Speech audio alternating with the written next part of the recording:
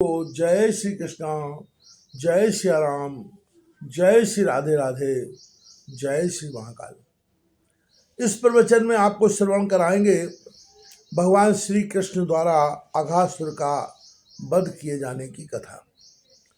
परीक्षित एक दिन नंद नंदन श्याम सुंदर वन में ही कलेवा करने के विचार से बड़े तड़के उठ गए और सिंगी बाजे की मधुर मनोहर ध्वनि से अपने साथी ग्वाल वालों को मन की बात जनाते हुए उन्हें जगाया और बछड़ों को आगे करके वे ब्रजमंडल से निकल पड़े। श्री कृष्ण के साथ ही उनके प्रेमी सहस्त्रों बाल गोपाल सुंदर छीके बैद सिंगी और बांसुरी लेकर तथा अपने सहस्त्रों बछड़ों को आगे करके बड़ी प्रसन्नता से अपने अपने घरों से चल पड़े। उन्होंने श्री कृष्ण के अगणित बछड़ों में अपने अपने बछड़े मिला दिए और स्थान स्थान पर बालोचित खेल खेलते हुए विचरने लगे। यद्यपि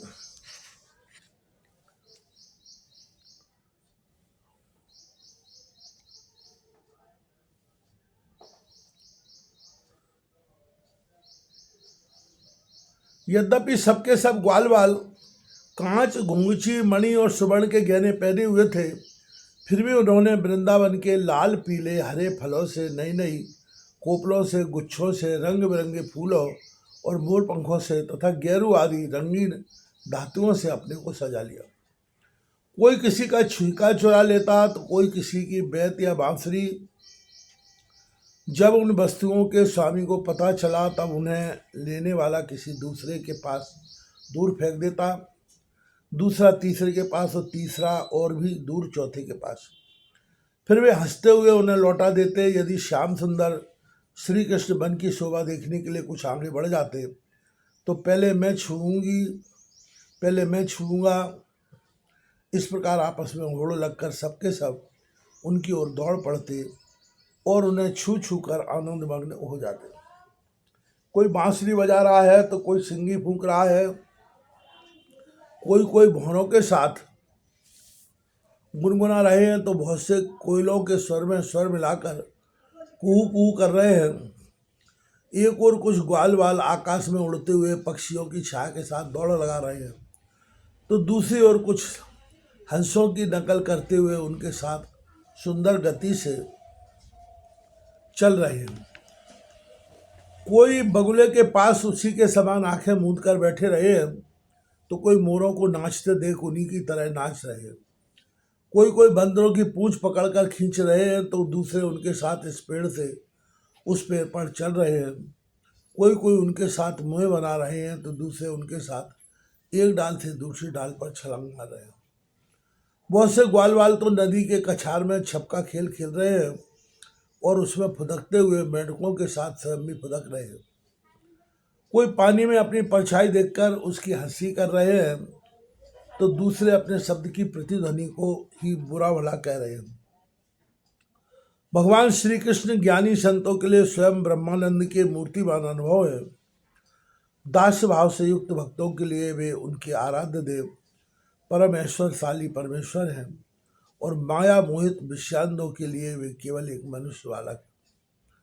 उन्हीं भगवान के साथ वे महान पुण्यात्मा ग्वाल वाल तरह तरह के खेल खेल रहे हैं। बहुत जन्मों तक श्रम और कष्ट उठाकर जिन्होंने अपनी इंद्रियों और अंतःकरण को बस में कर लिया है, उन योगियों के लिए भी भगवान श्री कृष्ण स्वयं जिन ब्रजवासी ग्वाल वालों की आंखों के सामने रहकर सदा खेलते हैं, उनके सौभाग्य की महिमा इससे अधिक क्या कही जाए। परीक्षित, उसी समय अघासुर नाम का महान दैत्याधम का उससे श्री कृष्ण और ग्वाल वालों की सुखमयी कीड़ा देखी न गई। उसके हृदय में जलन होने लगी। वह इतना भयंकर था कि अमृत पान करके अमर हुए देवता भी उससे अपने जीवन की रक्षा करने के लिए चिंतित रहा करते थे और इस बात की बाट देखते रहते थे कि किसी प्रकार से इसकी मृत्यु का अवसर आ जाए। अघासुर पूतना और बकासुर का छोटा भाई तथा कंस का भेजा हुआ था। वह श्री कृष्ण दामा आदि ग्वाल वालों को देखकर मन ही मन सोचने लगा कि यही मेरे सगे भाई और बहन को मारने वाला है, इसलिए आज मैं इन ग्वाल वालों के साथ इसे मारूंगा। जब वे सब मरकर मेरे उन दोनों भाई बहनों के मृत तर्पण की तिलांजलि बन जाएंगे, तब ब्रजवासी अपने आप मरे जैसे हो जाएंगे। संतानी प्राणियों के लिए प्राण है, जब प्राणी न बचेंगे तब शरीर कैसे रहेगा। इसकी मृत्यु से ब्रजवासी अपने आप मर जाएंगे, ऐसा निश्चय करके वह दुष्ट दैत्य अजगर का रूप धारण करके मार्ग में लेट गया। उसका वह अजगर शरीर एक योजन बड़े लंबे पर्वत के समान विशाल एवं मोटा था। वह बहुत ही अद्भुत था। उसकी नीयत सब बालकों को निगल जाने की थी, इसलिए उसने गुफा के समान बहुत बड़ा मुंह फाड़ रखा था। उसका नीचे का होंठ पृथ्वी से और ऊपर का होंठ बादलों से लग रहा था। उसके जबड़े कंदराओं के समान थे और डालें पर्वत के शिखर से जान पड़ती थी। मुंह के भीतर घोर अंधकार था। जीभ एक चौड़ी लाल थड़क सी दिखती थी। सांस आंधी के समान थी और आंखें दावानल के समान दहक रही थी। अघासुर का ऐसा रूप देखकर बालकों ने समझा कि यह भी वृंदावन की कोई शोभा है। वे कौतुकवश खेली खेल में उत्प्रेक्षा करने लगे कि यह मानो अजगर का खुला हुआ मुंह है। कोई कहता है, मित्रों भला बतलाओ तो यह जो हमारे सामने कोई जीव सा बैठा है, यह हमें निगलने के लिए खुले हुए किसी अजगर के मुंह जैसा नहीं है। दूसरों ने कहा, सचमुच सूर्य की किरणें पड़ने से ये जो बादल लाल लाल हो गए हैं, वे ऐसे मालूम पड़ते हैं मानो ठीक ठीक इसका ऊपरी होंठ ही हो, और उन्हीं बादलों की परछाई से यह जो नीचे की भूमि कुछ लाल लाल दिख रही है, वही इसका नीचे का होंठ जान पड़ता है। तीसरे ग्वाल वाले ने कहा, हाँ सच तो है, देखो तो सही, क्या ये दाई और बाईं ओर की गिरी कंदरा है अजगर के जबड़ों की होड़ नहीं करती, और ये ऊंची ऊंची शिखर पंक्तियां तो साफ साफ इसकी दाढ़ें मालूम पड़ती है। चौथे ने कहा, अरे भाई, यह लंबी चौड़ी सड़क तो ठीक अजगर की जीभ सरीखी मालूम पड़ती है, और इन गिरी संगों के बीच का अंधकार तो उसके मुंह के भीतरी भाग को भी मात करता है। किसी दूसरे ग्वाल वाले ने कहा, देखो देखो, यह जान पड़ता है कि कहीं इधर जंगल में आग लगी है, इसी से यह गर्म और तीखी हवा आ रही है, परंतु अजगर की सांस के साथ इसका क्या ही मेल बैठ गया है, और इसी आग से जले हुए प्राणियों की दुर्गंध ऐसी जान पड़ती है मानो अजगर के पेट में मरे हुए जीवों के मांस की दुर्गंध हो। तब उन्हीं में से एक ने कहा, यदि हम लोग घुस जाएं तो क्या हमें निकल जाएगा? अजी, यह क्या निकलेगा? कहीं ऐसा करने की ढिठाई की तो एक क्षण में यह भी बकासुर के समान नष्ट हो जाएगा। हमारा यह कन्हैया इसको छोड़ेगा थोड़े ही हो। इस बार कहते हुए ग्वाल बाल बकासुर को मारने वाले श्री कृष्ण का सुंदर मुख देखते और ताली पीट पीट कर हंसते हुए अगासुर के मुंह में घुस गए। उन अनजान बच्चों की आपस में की हुई भ्रमपूर्ण बातें सुनकर भगवान श्री कृष्ण ने सोचा, अरे इन्हें तो सच्चा सर्प भी झूठा प्रतीत होता है। परीक्षित भगवान श्री कृष्ण जान गए कि यह राक्षस है, भला उनसे क्या छिपा रहता है, वे तो समस्त प्राणियों के हृदय में ही निवास करते हैं। अब उन्होंने यह निश्चय किया कि अगले सखा ग्वाल वालों को उसके मुंह में जाने से बचा लें। भगवान इस प्रकार सोच ही रहे थे कि सबके सब ग्वाल वाल बछड़ों के साथ उस असुर के पेट में चले गए, परंतु अगासुर ने अभी उन्हें निगला नहीं। इसका कारण यह था कि अगासुर अपने भाई बकासुर और बहन पूतना के वध की याद करके इस बात को की बाट जोड़ रहा था कि उनको मारने वाले श्री कृष्ण मुंह में आ जाए, तब सबको एक साथ ही निगल जाऊंगा। भगवान श्री कृष्ण सबको अभय देने वाले हैं। जब उन्होंने देखा कि ये बेचारे ग्वाल वाल, जिनका एकमात्र रक्षक मैं ही हूँ, मेरे हाथ से निकल गए और जैसे कोई तिनका उड़कर आपस में गिर पड़े, वैसे ही अपने आप मृत्यु रूप अघासुर की जठराग्नि के ग्रास हो गए। तब देव की इस विचित्र लीला पर भगवान को बड़ा विस्मय हुआ और उनका हृदय दया से द्रवित हो गया। वे सोचने लगे कि अब मुझे क्या करना चाहिए, ऐसा कौन सा उपाय है जिससे इस दुष्ट की मृत्यु भी हो जाए और इन संत स्वभाव भोले वाले बालकों की रक्षा भी हो जाए। ये दोनों काम कैसे हो सकते हैं? परीक्षित भगवान श्री कृष्ण भूत भविष्य वर्तमान सबको प्रत्यक्ष देखते रहते हैं। उनके लिए यह उपाय जानना कोई कठिन नहीं है। वे अपना कर्तव्य निश्चय करके स्वयं उसकी मुँह में उठ गए। उस समय बादलों में छिपे हुए देवता भयवश हाय हाय पुकार उठे और अगासुर के तैसे कंस आदि राक्षस प्रकट करने लगे।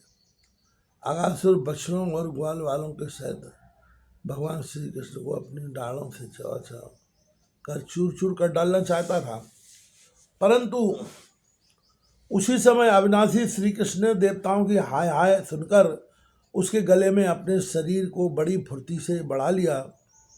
इसके बाद भगवान ने अपने शरीर को इतना बड़ा कर लिया कि उसका गला ही रुक गया। आंखें उलट गई, वह व्याकुल होकर बहुत ही छटपटाने लगा। सांस रोककर सारे शरीर में भर गई और अंत में उसके प्राण ब्रह्मरंध्र फूलकर निकल गए। उसी मार्ग से प्राणों के साथ उसकी सारी इंद्रियां भी शरीर से बाहर हो गई। उसी समय भगवान मुकुंद ने अपनी अमृतमयी दृष्टि से मरे हुए बच्चों और ग्वाल वालों को जिला दिया और फिर उन सबको साथ लेकर वे अगासुर के मुंह से बाहर निकल आए। उस समय अजगर के स्थूल शरीर से एक अत्यंत अद्भुत और महान ज्योति निकली। उस समय उस ज्योति के प्रकाश से दसों दिशाएं प्रज्वलित हो उठी। वह थोड़ी देर तक तो आकाश में स्थित होकर भगवान के निकलने की प्रतीक्षा कर रही। फिर जब वे बाहर निकल आए तब वह सब देवताओं को देखते देखते उन्हीं में समा गई। उस समय देवताओं ने फूल बरसाए,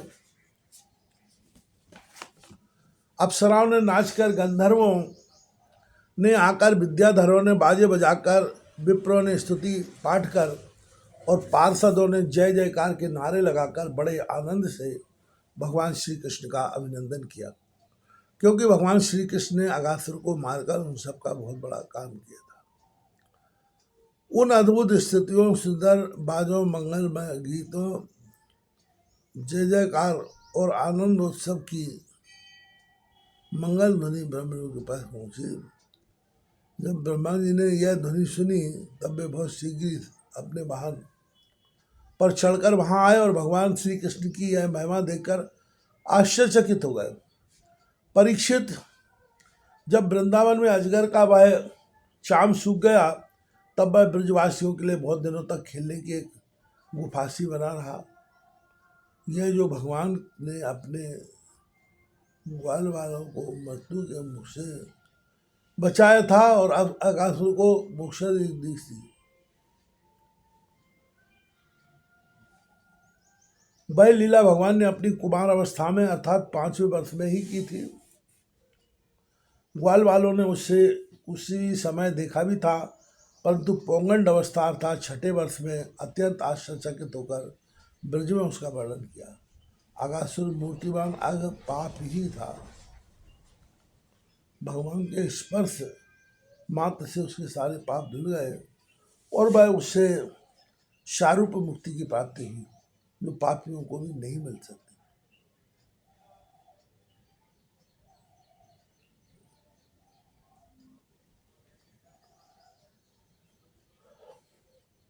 परंतु यह कोई आश्चर्य की बात नहीं है, क्योंकि मनुष्य बालक की सी लीला रचने वाले ये बेही परम पुरुष परमात्मा हैं, जो व्यक्त अव्यक्त और कार्य कारण रूप समस्त जगत के एकमात्र विधाता हैं। भगवान श्री कृष्ण के किसी एक अंग की भाव निर्मित प्रतिमा यदि ध्यान के द्वारा एक बार भी हृदय में बैठा ली जाए तो वह शालोक शामीपादी गति का दान करती है, जो भगवान के बड़े बड़े भक्तों को मिलती है। भगवान आत्मानंद के नित्य साक्षात्कार स्वरूप है। माया उनके पास तक नहीं फटक पाती। वे स्वयं अगासुर के शरीर में प्रवेश कर गए। क्या अब भी उसकी सदगति के विषय में कोई संदेह है? सूत जी कहते हैं, शौनकादि ऋषियों यदुवंश शिरोमणि भगवान श्री कृष्ण ने ही राजा परीक्षित को जीवन दान दिया था। उन्होंने जब अपने रक्षक एवं जीवन सर्वस्व का यह विचित्र चरित्र सुना तब उन्होंने फिर सुखदेव जी महाराज से उनकी चैत्र लीला के संबंध में प्रश्न किया। इसका कारण यह था कि भगवान की अमृतमय लीला ने परीक्षित को के चित्त को अपने बस में कर लिया था। राजा परीक्षित ने पूछा, भगवान आपने कहा कि ग्वाल वालों ने भगवान की हुई 5वें वर्ष की लीला ब्रज में 6ठे वर्ष में जाकर कही, तब इस विषय में आप कृपा करके यह बतलाइए कि एक समय की लीला दूसरे समय में वर्तमान कालीन कैसे हो सकती है। महायोगी गुरुदेव, मुझे इस आश्चर्यमय रहस्य को जानने के लिए बड़ा कौतूहल हो रहा है, आप कृपा करके बतलाइए।